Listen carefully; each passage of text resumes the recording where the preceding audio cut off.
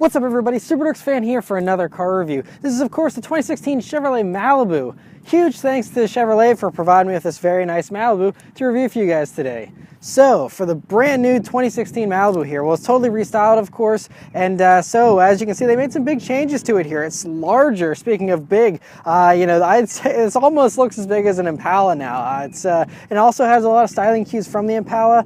The looks are definitely subjective. You know, it's either you love them or you hate them. I'm still not sold on it personally, but I can see how it's, you know, a little more aggressive, a little more, I guess, mature, and it's understated, yet it still looks good. I do like the blacked out headlights there. I think they look pretty cool, and you know, the nice LED running strips there are nice as well, and overall I think, you know, the proportions are good, and the back end also looks pretty good as well.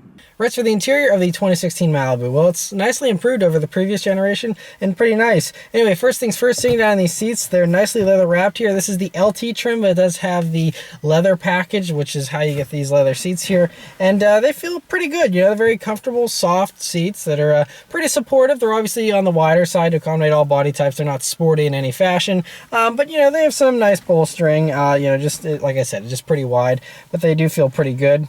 Next is the steering wheel in the Malibu, though, which is much like the other Chevrolets that have been coming out recently, very similar to the one on the Cruze. And the nice thing about this one, though, is it is leather wrapped, which was sorely missing from the Cruze, and really feels nice. Really nice 9-3 grip.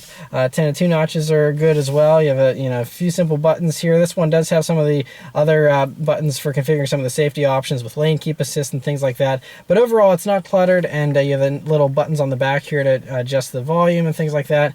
And overall, a really nice wheel. Next is the gauges in the Malibu here, which are, you know, your standard run-of-the-mill gauges, nothing exciting, but they get the job done. They're nice and clear, easy to read. You do have that nice full-color display there in the center, which gives you your, you know, fuel economy, as in addition to also displaying your audio if you'd like, or your navigation and phone, all that kind of stuff. It's so nice to have that right there in the middle, and so yeah, overall, pretty nice gauges. Coming over to the center of the dashboard here, it's really nice and minimalistic, and they really cleaned it up well over the previous generation Malibu with, you know, way less buttons, I think, and looks really great. Anyway, you start off right up top here with the great Chevrolet MyLink display, 8 inches, very high resolution, glossy, nice display there. And I've talked about many other times in my previous Chevy reviews. It's really well done, very easy to navigate, and just nice to use. It does also have Apple CarPlay and Android Auto, which is a really nice feature to have these days, and so really nice to have all that built right into the screen there. And then coming down to the knobs for the volume and the climate controls, they all have a nice metal finish to them, and all the buttons feel nice and tight, and everything actually feels more expensive than you would expect for something in this price range, and so overall really nicely done. As far as storage space in the Malibu, it's pretty good. So you have large map pockets here on the doors with a bottle holder included, which is always nice to see. And coming over to the center here, you have a nice little cubby tray kind of thing here right underneath the climate controls, and that is where you also find 2 USB jacks, an auxiliary jack, and a 12-volt power outlet, and so good to have all those right in there. And then you come back here to the 2 cup holders you have, which are a good size and get the job done well. It's nice that they're out of the way of the shifter, so that way, you know, you're not having to, you know, bump into your drinks every time you move the shift lever. So nice and out of the way there. You also have an additional little slot here behind the cup holders for holding your key, I assume, something like that. Not useful for too much else, but good to have that nonetheless. And then you have this armrest, which is very soft and well padded, and it's nice for resting your elbow on. And you open that up and you have this pretty large and deep center console here. You can fit a good amount of things in there. There aren't any more hookups or anything like that in here, but that's okay because I prefer to have them out in the open here up front. And so just a nice, good storage space. Backseat space in the Malibu is really great. It's extremely roomy. I was really impressed. I'm 5'9". Me sitting behind myself, I have easy, I'd say probably 6 inches of legroom there, if not more. It's very spacious back there. You have plenty of headroom as well. I think, you know, even larger individuals will have no problem whatsoever getting comfortable back there. You also have a fold down armrest, which has 2 cup holders. You have a bunch of, you know, media outlets there as well. You got 2 USB jacks. You also have a standard normal plug for, you know, if you want to plug a normal household, you know, object into there, you can. And then you also have our standard 12 volt power outlet there, cigarette lighter type thing as well. So I mean, all kinds of hookups back there, so I don't think anyone in the back seat will really complain. Trunk space in the Malibu is pretty good. It's not overly impressive. I wish it was a lot deeper than it is. I mean, I wouldn't consider it super shallow, but you know, it is nice and wide and does go pretty far back. Like I said, I just wish it was a little deeper, because I think some really large suitcases may have a little bit of trouble squeezing in there. But I think overall you can still fit a good amount of stuff in there with no problem. And if you do want more space, there are nice little convenient tabs you can pull there, which will flip down these rear seats, and so you'll have even more space there as long as you're willing to sacrifice the rear seat room. All right, so start up and go for a drive. You know, all these new 2016 Chevys have this really nice key fob, has a good weight to it. Anyway, you just leave that in your pocket. You got the push button start here. Just put your foot on the brake. It starts right up. All right, so setting off in the 2016 Chevy Malibu here. Well, first thing you notice is you actually have very good visibility forward in this vehicle. They really set it up nicely here. You know, as long as you have your seat in the right position, you can see over the hood really well. It drops down nicely, so you don't see it at all really. And you know, very large windshield. Side visibility is very good as well, as is the rear. So very good to, you know, very easy to see out of. And then we just went over a little bump there. That's the other thing, is you feel like you're almost like gliding on air with just how smooth this ride is. I think they probably spent a lot of time focusing on really making the ride smooth, and it certainly has paid off, because it is buttery smooth. I mean, it's been a while since I've driven a car with a ride that was quite this smooth. Another thing you notice is just how quiet it is in here. You do have an engine that's a little bit buzzy, and I'll get to that in a second, but other than that, you're pretty well isolated from the outside. You know, other cars passing by, things like that. It's pretty quiet, and overall, you know, for a car that starts in the low $20,000 range, feels a lot more refined than you would expect. Alrighty, so let's turn onto this straight road here and see how it does. And here we go.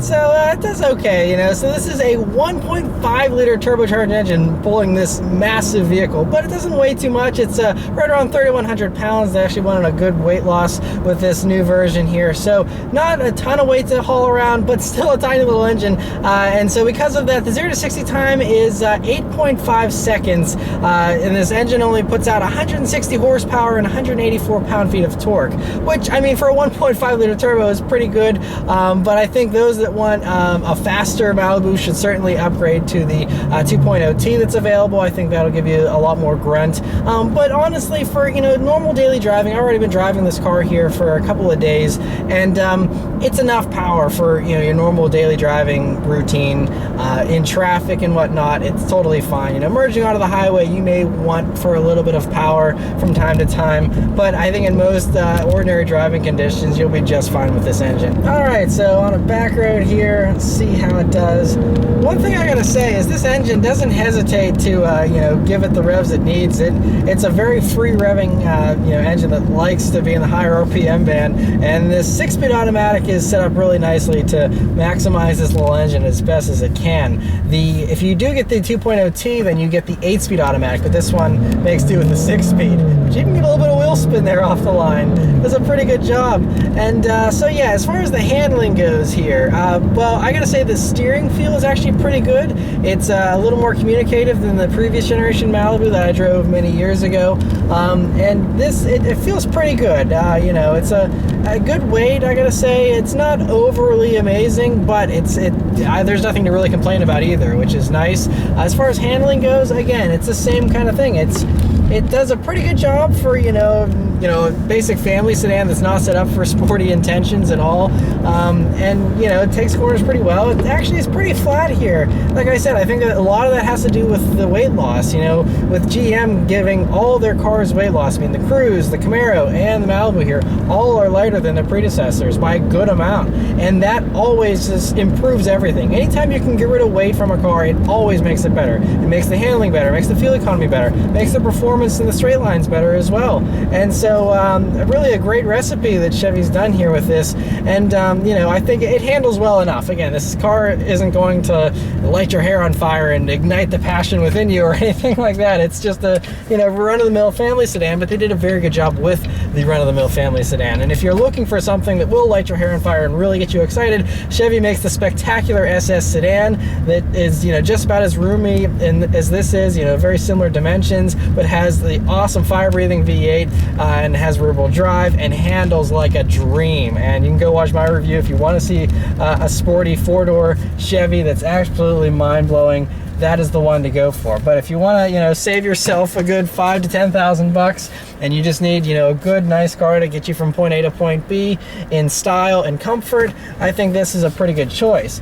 But I'm going to be driving this car around for the rest of the week here, thanks to Chevy, and so I'm going to get some more impressions. I'll come back and give you my updated thoughts. Alright, so I've been driving the 2016 Chevrolet Malibu here for about a week now, and it's a good car. It's just one of those cars that doesn't excite me, doesn't really blow me away either. It's good in all regards. I mean, all aspects, you know. I mean, it's nice that it has all the bells and whistles here for under $30,000 and has every possible safety technology, infotainment technology, you know, fuel economy, all that kind of stuff that you want.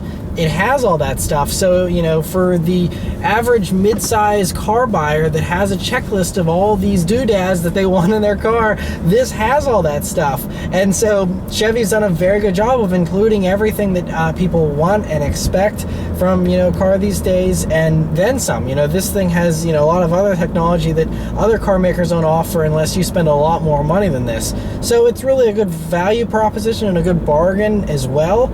But because, I mean, yes, it has all this great stuff, but that doesn't necessarily make it a great car in the fact that it's not very exciting. And, you know, even, I mean, I realize the mid-size sedan segment normally isn't bursting with personality, but, you know, stuff like, for example, the Volkswagen Passat that I just drove recently, that was a little more exciting. It felt a little more fun to drive, just a little more sporty, a little less mundane. It also didn't help that the start-stop technology in this vehicle was a little bit annoying. Now, as I said early on, Chevy has done a very good job with their start-stop technology. I mean, as soon as you let off the brake, it's immediately ready to go with the engine again, and it's very seamless 99% of the time, and you don't have an issue with it. It doesn't get laggy or anything like that, but it's still just kind of, you know, like I was driving around with the windows down a lot over the course of the past week, and, you know, just hearing the engine start up every time you're at a red light, and just, I don't know, the whole experience of start-stop still to me isn't very desirable,